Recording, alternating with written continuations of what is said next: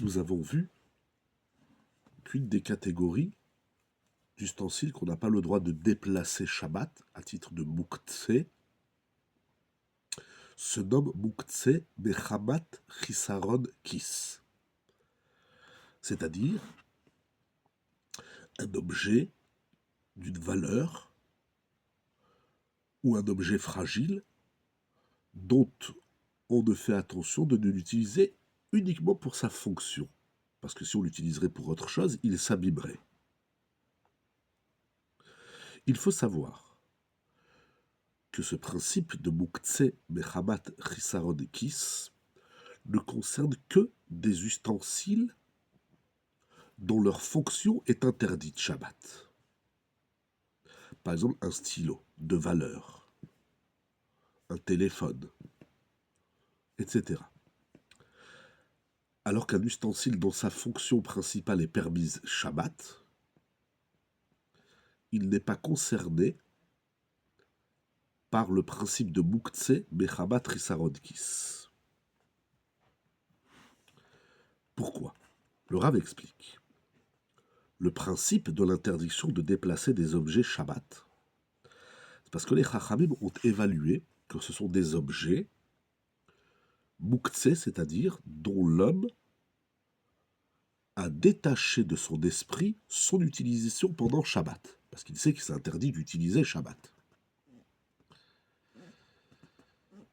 Et donc, si l'ustensile, sa fonction est interdite Shabbat, je vais le sortir de mon esprit. Mais un ustensile dont sa fonction est permise Shabbat, alors je ne l'ai pas du tout sorti de mon esprit, puisque il convient à être utilisé déjà pour sa fonction. Alors l'exemple le plus répandu, c'est un couteau de shrita. Un couteau de shrita, c'est fragile, parce que s'il y a la moindre imperfection, on ne pourrait plus faire la shrita. Malgré tout, je peux utiliser mon couteau de shrita pour couper une pomme ou du pain. S'il s'abîme, je l'arrangerai. Eh bien non, parce qu'un couteau de shrita, c'est sûr que ça ne me viendrait jamais à l'esprit de couper une pomme ou du pain avec un couteau de shrita. Et étant donné que Shabbat, on n'a pas le droit de faire la shrita, l'abattage rituel, donc je sors de mon esprit l'utilisation de cet objet pendant Shabbat.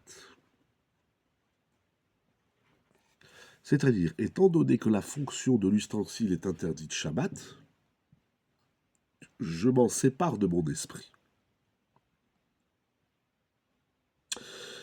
Mais des ustensiles dont leur utilisation est permise Shabbat. Alors, bien que je sois, on va dire, pointilleux de ne l'utiliser que pour sa fonction initiale, parce que sinon il va s'abîmer. Mais ce n'est pas parce que j'ai une akpada, ce n'est pas parce que je fais attention de l'utiliser que pour sa fonction. C'est pas ça qui le rend mouktsé, puisque sa fonction même est permise, Shabbat.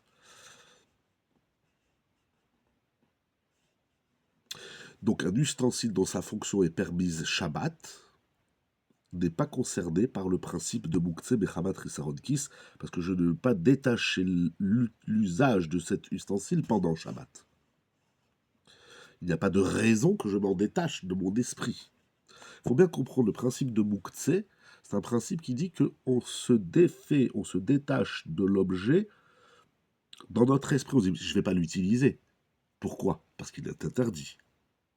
Alors nous verrons la différence entre les ustensiles qui sont chisaron kis et ceux qui ne le sont pas. Mais un ustensile dont sa fonction est permise Shabbat, il n'y a pas de raison de dire qu'il est mouktsé, je ne l'ai pas détaché de mon esprit. Même si l'objet est fragile, eh bien, je vais l'utiliser pour sa fonction permise Shabbat.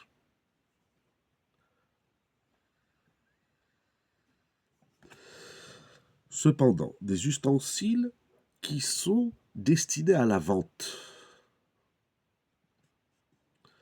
Donc, c'est sûr que j'ai détaché mon esprit de l'utiliser pendant Shabbat, parce qu'il est Ahmed l'Isrora. Donc même si c'est un ustensile permis, c'est-à-dire dont sa fonction est permise Shabbat, mais étant donné que je l'ai destiné au commerce, je l'ai sorti de mon esprit.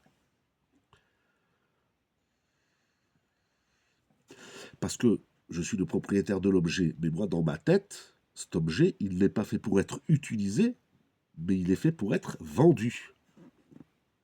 Et dans mon esprit, il est destiné à la vente. Alors, il s'appelle Mouktsé Bechamat Risarodkis. Même si celui qui l'acquerrait avant Shabbat, bien sûr, il l'utiliserait. Mais le principe de Mouktsé n'est pas défini par l'acquéreur, mais par le vendeur. Tant que je ne l'ai pas vendu, il est à moi, je suis le propriétaire. Le Mouktsé est défini par le propriétaire de l'objet.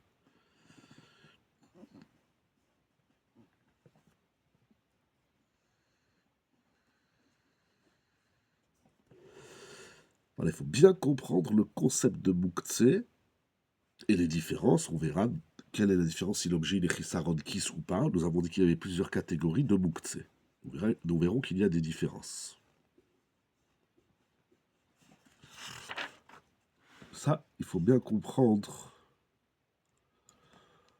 Chisaron Kis. Alors, par la suite, le Rav nous expliquera qu'est-ce qu'on définit un objet de valeur. Un objet de valeur, en vérité, c'est pas bien traduit. Chisaron Kis ne se définit pas par la valeur de l'objet,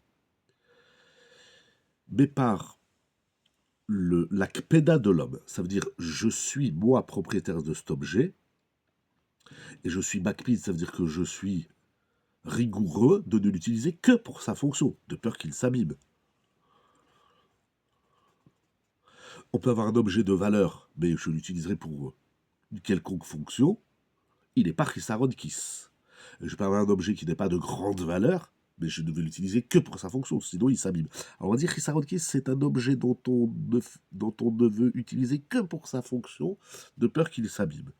Et s'il s'abîme, je ne peux plus l'utiliser pour sa fonction initiale.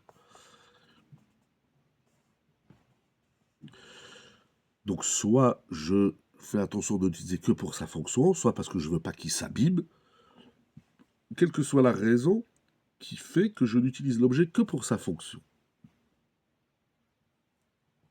Par conséquent, tout objet dont l'homme est strict, il fait attention de ne pas l'abîmer, et donc il fait attention de n'utiliser l'objet que pour sa fonction initiale, on n'a pas le droit de le déplacer Shabbat du tout, à filou letzorer goufo ou mekomo. C'est que même si l'objet il est posé sur la table, j'ai un stylo Mont Blanc. Avec stylo Mont Blanc, tout il passe au café. Avec un téléphone, avec un iPhone, on ne coince pas une table ou une porte. Donc je n'ai pas le droit de le déplacer Shabbat, même s'il est placé à un endroit qui me gêne. Par exemple, il est sur la table ou il est sur la chaise. Ça s'appelle mekomo ou goufo si je veux l'utiliser pour tenir des objets qui s'envolent ou quoi. Assour, c'est Assour Shabbat. Cela s'appelle Mouktsé Bechamat Chisaron Kis.